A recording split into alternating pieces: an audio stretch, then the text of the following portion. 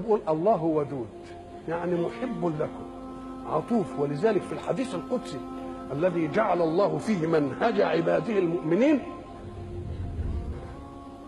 يقول الله عز وجل: يا ابن آدم لا تخافن من ذي سلطان ما دام سلطاني باقيا، وسلطاني لا ينفذ أبدا.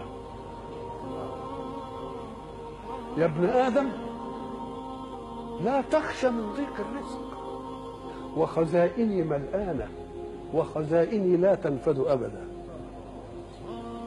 يا ابن آدم خلقتك للعبادة فلا تلعب، وضمنت لك رزقك فلا تتعب.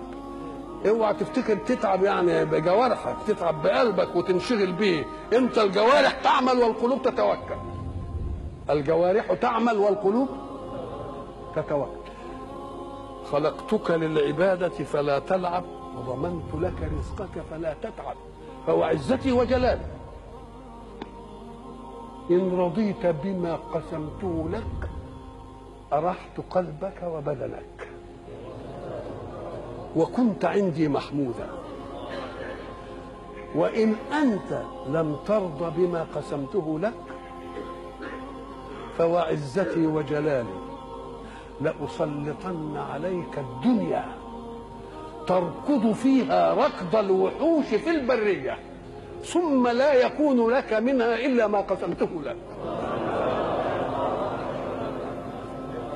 يا ابن آدم خلقت السماوات والأرض ولم أعي بخلقهم، أيعيني رغيف عيش أسوقه لك؟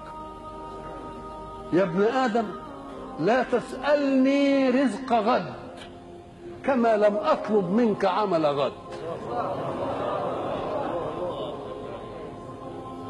يا ابن آدم أنا لك محب، هي دي بتاع ودود بقى، أنا لك فبحقي عليك كن لي محبا.